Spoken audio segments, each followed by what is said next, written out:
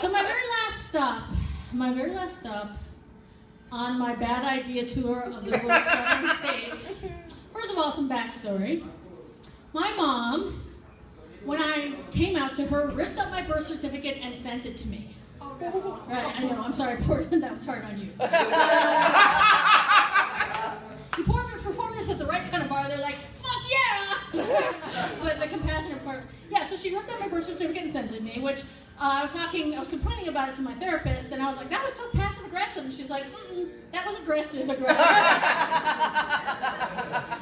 Anyway, so 10 years, passed, and my mom, I guess she watched a lot of Ellen and maybe got some suck jobs, I'm not exactly sure. But she came around, right? She came around. And so I was like, I was thinking about the Million Moms. Do you know the Million Moms organization? Okay, it's supposedly grassroots. A couple of things. It's not grassroots. It's actually run by the American Family Association. It's not a million moms. It's only like 10,000 or 20,000. And it's not even run by a mom. It's run by the guy from the American Family Association who I believe does not identify as a mom. Anyway, but their big thing is they're like about corruption in the media, which is always about gay people in the media. They're really against gay people in the media. So, but I was thinking about their conference, and I grew up evangelical Christian. I know how to speak that language. I was like, if my mom can come around, they can come around too. I just need to talk to them. I don't die in this story. So I figured, okay, so the best way to really have like good interactions with folks is to go into volunteer, right? So I made a special email address. My real name is Kelli Sue, so I didn't even have to change my name. I made an email address, kellysuelovesjesus@yahoo.com. And I told one of my friends about it. I was like, do you think that's too much? And she was like, no, that's just enough. So, and I was talking on the phone with the woman who runs the Million Moms Conference, and she was like, Kelly, you just said, Kelli Sue, you just have such a sweet, pleasant speaking voice, and I can tell you're so friendly. I was thinking, how would it be for you? How would it be for you if you were the greeter at the conference? And I was like, I know how it would be for me. I just don't know how it would be for you all. So I showed up at the conference wearing the only thing I knew to wear, which was an American flag t-shirt.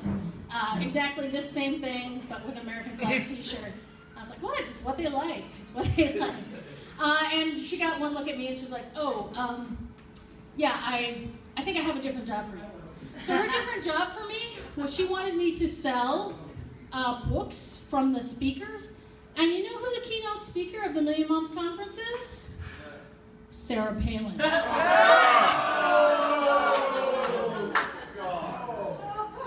So somehow that, wearing the flag shirt, showing up at the Million Moms Conference, all that was okay. But that seemed like the line I couldn't cross. Right? So I did what any really mature adult would do in that kind of situation.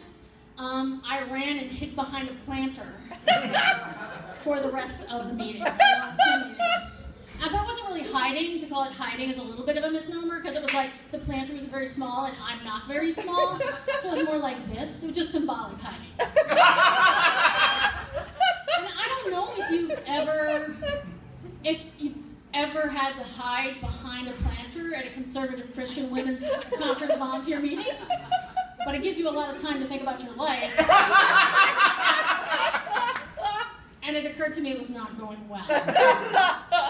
But I bought a ticket, so I just went in, and whenever people had conversations, I would just tell them who I was and why I was there. And one woman was like, do you want to share your testimony? So I was like, yeah, my name is Kelli Dunham, I'm a queer comic, traveling through the rural South, blah, blah, blah, because sexual orientation and gender identity are two different things. And she said, oh, so you're looking for Jesus then? And I was like, yeah, we're all just looking for Jesus. That's close enough.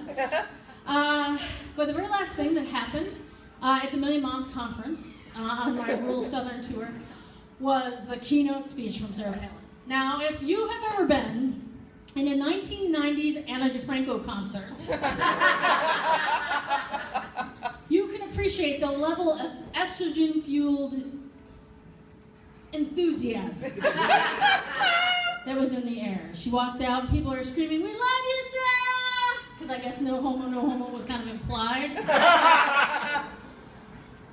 And so I was watching her, you know, as she was talking, and she talks completely in sports metaphors, you know that? Like, she talks completely in sports metaphors.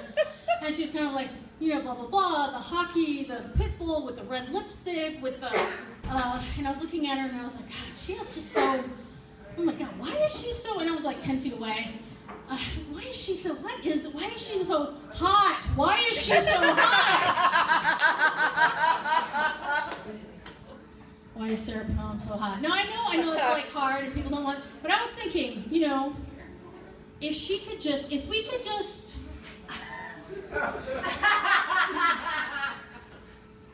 I could just fist Sarah Palin. And you know what? It wouldn't have to be a whole fist. It could be like 3 or 4 fingers. I just feel like it would make both of our lives really a lot better. I said that at the Trans Health Conference in Philadelphia, and afterwards, the MC apologized for it. And he said, like, I'm sorry, we really should have given you a trigger warning for that. And I was like, what? Like, a trigger warning for fisting Sarah Palin? Because, like, all the other people who had fisted Sarah Palin, when I started talking about it, are going to have a post-traumatic stress episode.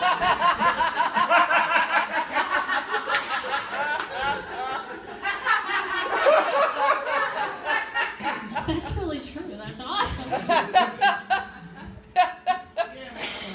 And she was talking like she completely talking in sports analogies that I had no idea what she was saying. I was like, great. That means Sarah Palin's like more of a butch than I am. That's it.